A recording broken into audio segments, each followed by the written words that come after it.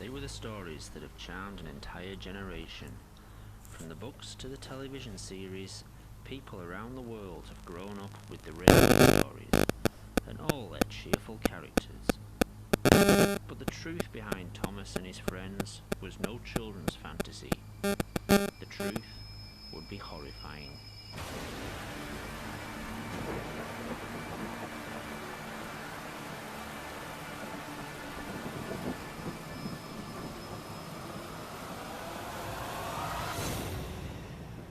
It is 1945, and the remote island of Sodor, off the northwest coast of England, has emerged from the fog of World War II, relatively unscathed and untouched. The island served as a detention camp for Germans living in England. That's how Professor came to be here. Professor Wilhelm Goethe was born in 1903 in Munich, Germany.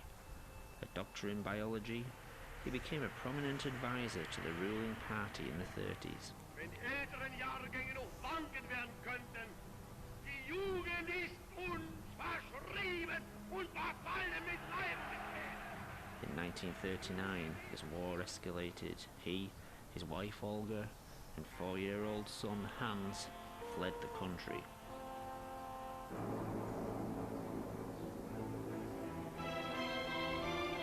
Tja, ich habe nie einen solchen Befehl bekommen. Ihr habt einmal gefragt, nicht wahr? Am 14. Mai 1942 war der Großadmiral Räder und ich bei ihm. That's what he wanted people to believe. The fact is, his experiments were hard to stomach even for his own people. In truth, he had become a prominent figure in the government, but as his work progressed, questions and objections had been raised in the higher echelons of the Reich. His work with genetics and DNA was truly pioneering. The cracking and manipulating of the human genome. What Professor Goetze was most successful in, however, was keeping his history a secret until his death. In an attempt to gain favour among the German hierarchy, Wilhelm Goetze was at the forefront of the government's most fanatical policies. In 1938, he was influential in instigating the infamous Sajbelnacht, the Night of Sawdust. But, as his experiments advanced, he became a much less popular figure and soon feared for his and his family's lives. As soon as he escaped to England, he was banged up here. But locals were nice to him. There was no hostility, and many of them chose to live here after the war. Following their release, Professor Goetze, Olga, and young Hans chose to remain. After studying under his father, Hans left at the age of 18 and went to university on the mainland, studying biology and engineering, writing several pioneering papers about genetics and the splicing of DNA with mechanical implants.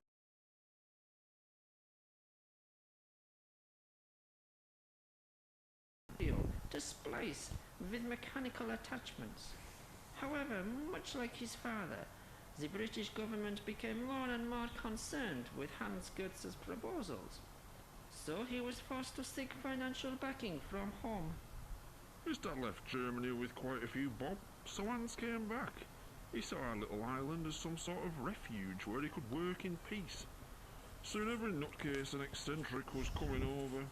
By 1962, Hans had set up Sodor Research, a small lab near the town of Alsborough, but soon the enterprise began supplying medical equipment and machinery, and quickly grew to become a large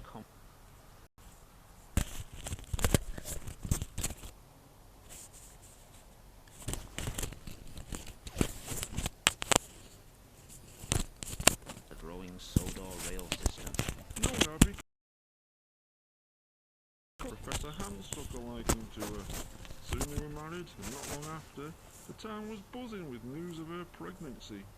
Baby Thomas was born in 1968. Throughout the early years of his life, he would watch the growing railway network with fascination. He couldn't get enough at trains. His dad bought him one of the first video cameras, and he'd be on the platforms every day. You can see me in some of those tapes. Hiya, Mr. Hartley. Morning, Thomas. But he was friends with everyone, even that simple bloke who could only say where he lived. Sodor.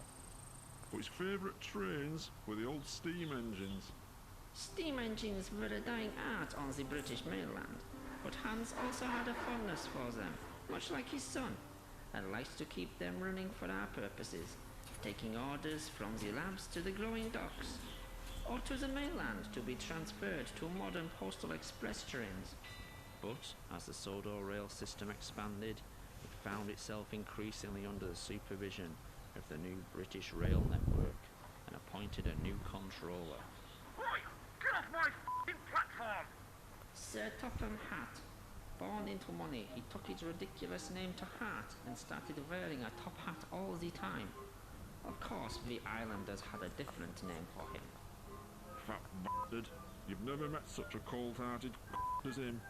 He banned all steam engine volunteers and cut most of the rail employees, shut down the branch line and the smaller stations. He was happy to let the railway rust away, just like they did to the main line. But the fortunes of the railway were about to take a profitable tragedy. Come on, we're gonna be late. What's the time? Thomas, get moving. Young Thomas loved following the railway. He'd be out all the time, hoping to catch a new train on his camera.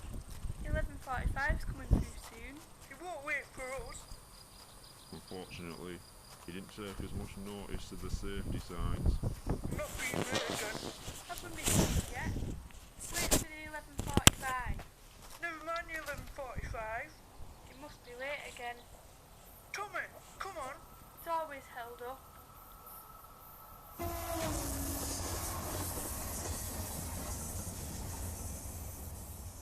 Hans was mortified. He disappeared from public view and into the labs. Locking himself in, he wouldn't allow anyone in there. Eventually his father Wilhelm came to see him. In a few days, a major laboratory had been locked down, followed by an engine maintenance shed, which was to become off limits to all. All production was shut down, orders weren't met, but the two Professor Goetzes didn't care. More and more equipment was being delivered daily, but no one was allowed in Shed 17. Questions started being asked on Sodor. Where were the Goetzes? Would there be no funeral for young Thomas? And where was the body? They'd arranged for Thomas to be transferred to a mainland hospital. He'd been taken to the complex but was never moved by rail. We all assumed the obvious, he was still in lab. But if Thomas was there, was he still alive? And what was the purpose of keeping him at the complex? Almost a year after the accident, the doors of Sodor research were reopened. In an open invitation to the people of the island, Thomas rolled out of Shed 17.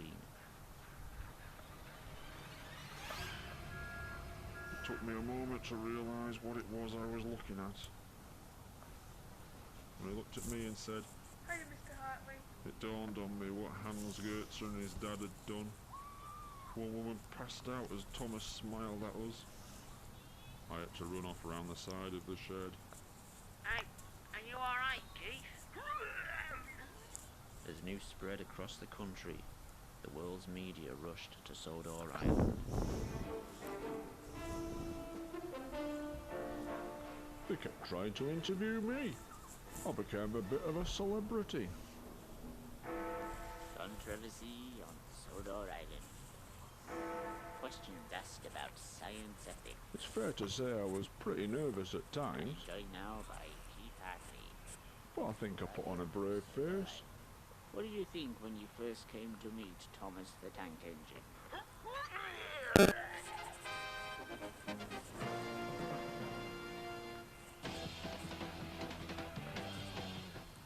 Most of my mates said I looked pretty good on telly.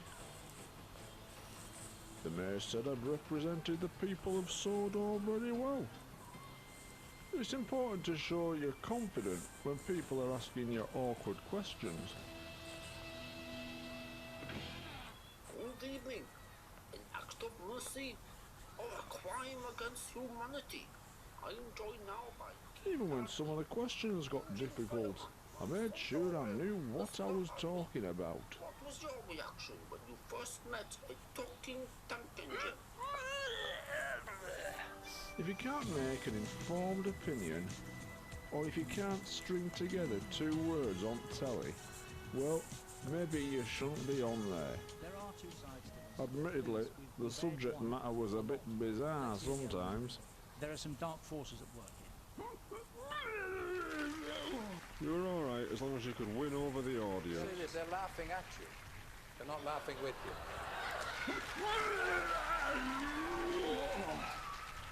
The Goetze family refused to answer any questions.